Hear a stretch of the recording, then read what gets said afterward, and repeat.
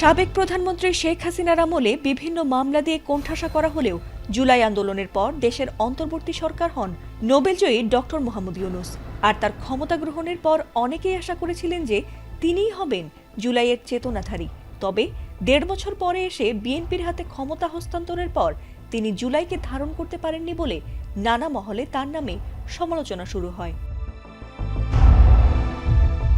এছাড়াও সম্প্রতি এক সাক্ষাৎকারে ডক্টর ইউনূসের নামে নানা অনিয়ম অবিচারের দাবি করেন রাষ্ট্রপতি শাহাবুদ্দিন চুপ্পু। আর তাতে ইউনূসের নাম আবারও নতুন করে রাষ্ট্রদ্রোহের অভিযোগ এনে মামলার ঘোষণা দেওয়া হয়েছে। আর সেই মামলার ঘোষণা দিয়েছেন বাংলাদেশ মুসলিম লীগের সভাপতি ও সুপ্রিম কোর্টের সিনিয়র আইনজীবী মোহসিন রশিদ।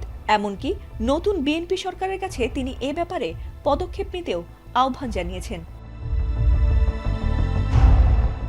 সম্প্রতি সিনিয়র সাংবাদিক মঞ্জুরুল আলম পান্নার ইউটিউব চ্যানেল মানচিত্রে অংশ নিয়ে মোহসিন রশিদ এসব কথা বলেন। সেখানে তিনি বলেছেন, ডক্টর ইউনূসের কর্মকাণ্ড শুধু সংবিধান লঙ্ঘনের মধ্যেই সীমাবদ্ধ নয়, বরং তার রাষ্ট্রদ্রোহের পর্যায়ে পড়ে। আর বর্তমান সরকার যদি তার বিরুদ্ধে পদক্ষেপ না নেয় তবে তিনি নিজেই ডক্টর ইউনূসের বিরুদ্ধে আইনগত ব্যবস্থা নেবেন। তবে অনেকেরই প্রশ্ন যে হঠাৎ কেন ডক্টর ইউনূসের নামে মামলা করতে চান তিনি।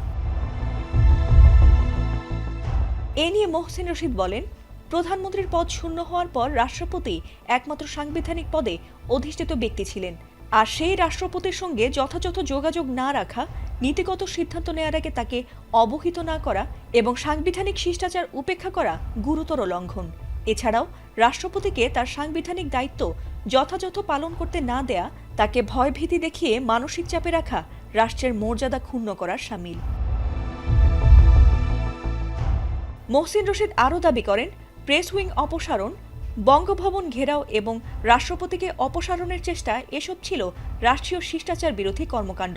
এসব ঘটনার সঙ্গে ডক্টর ইউনূসের সম্পৃক্ততা বা নীরব কোনো সমর্থন ছিল কিনা তা খতিয়ে দেখতে তদন্ত কমিটি বা কমিশন গঠন করা উচিত। এ সময় ডক্টর ইউনূসের নেতৃত্বাধীন উপদেষ্টা পরিষদের কয়েকজন সদস্যদের বিরুদ্ধেও তদন্তের দাবি করেন মোহসিন। এছাড়াও এ বিষয়ে তিনি আদালতে গিয়েছেন এবং রায়ের সার্টিফাইড কপির জন্য আবেদনও করেছেন বলে জানিয়েছেন।